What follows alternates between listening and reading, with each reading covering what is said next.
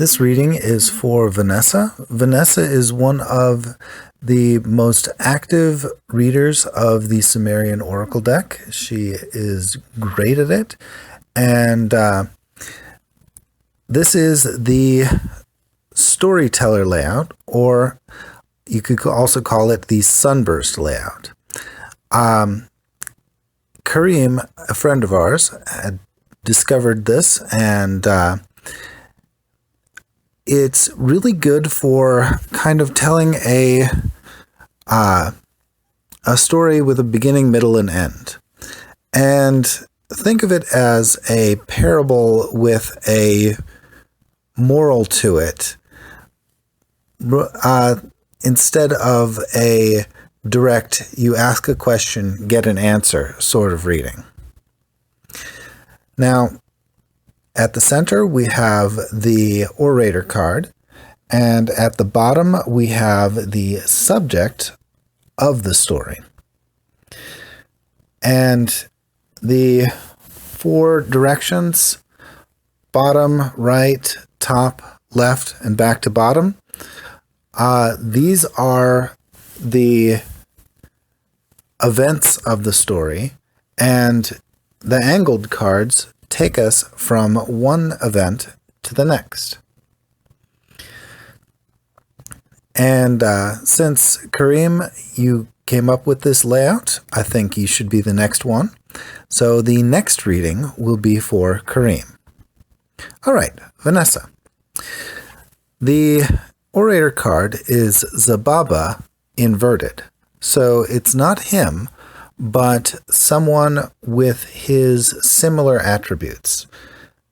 And he is, Zababa is the warrior god of Kish. And this isn't him personally, but it's someone with aspects like him.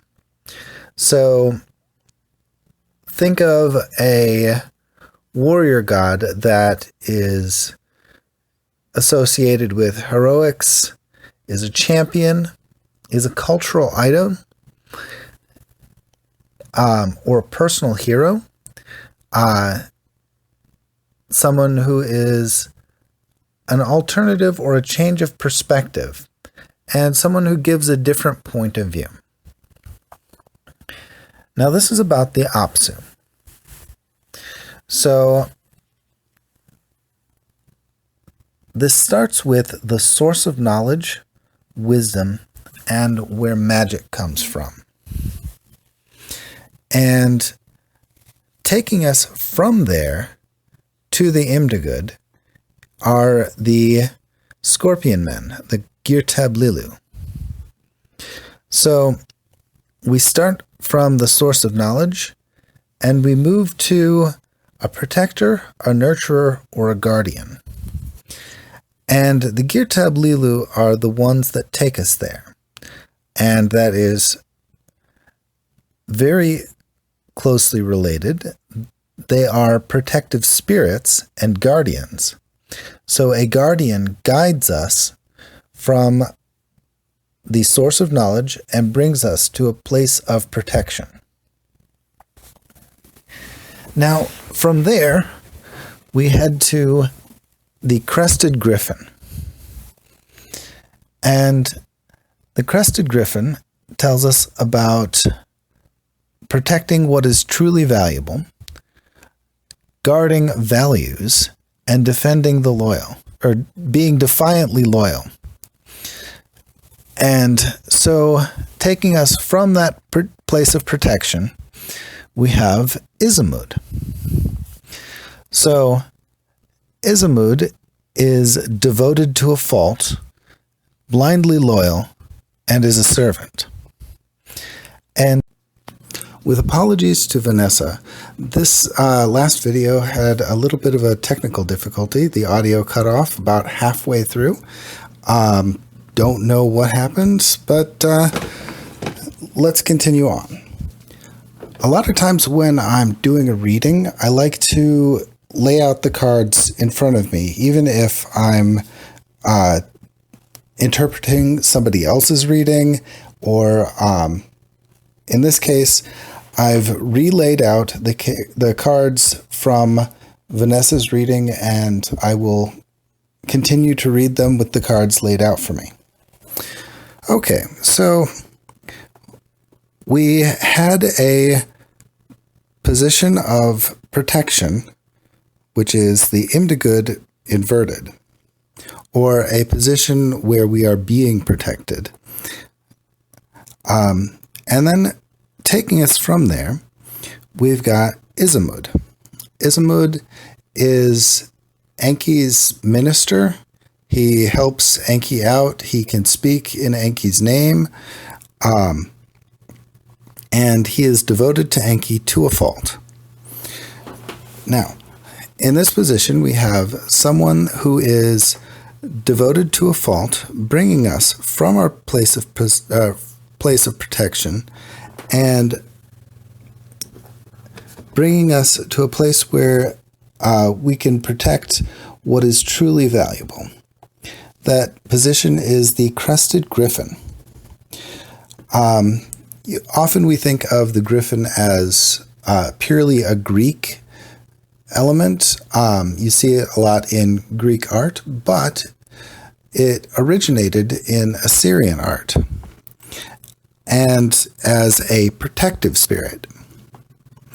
Now, we have the devoted friend bringing us from a place of protection to a place that allows us to protect what's truly valuable, or that is guarding values, and something that is defiantly loyal. And from that position, we have Nergal. Nergal is the god of war and one of Ereshkigal's lords of the underworld. And in this position, his aspects are crushing rebellion, enforcing the status quo, martial law, and victory in conflict. So, taking us from that position where we are protecting what is truly valuable, there is a situation where perhaps we're under martial law, perhaps we have attained victory over something dangerous, where we are working hard to protect the situations that we hold as our core being. And doing this brings us to a position of transportation, being a workhorse, or being made useful. We see the Megillim boat in a number of pieces of Mesopotamian art. It is a man with a snake for a leg that acts as a boat. Often he still has one leg that he can step out for, probably to hold on to the dock. A lot is very confusing about the Megillim in imagery. But we're brought from a place where we are protecting what is truly valuable from a state of martial law, or a state where we are attaining victory in conflict. And this brings us to transportation, working and being made useful. So perhaps there is a journey in this leg of the story. Perhaps we are forced to work diligently. Now, bringing us back all the way around to the inverted Apsu, we have Urugal. Now, in Mesopotamian myth, Urugal is the great city of the underworld. can think of it as the capital where Queen Ereshkigal rules. Now, in this position, it means technology, innovation, and a new way of doing things. So, Urugal is this vast underworld city, and we've got stopping transportation, or taking us out of transportation and back to the source of knowledge. We use innovation and technology and thinking of a new way of doing things. So if we consider this the whole story of finding the source of knowledge, or coming from knowledge and returning to it,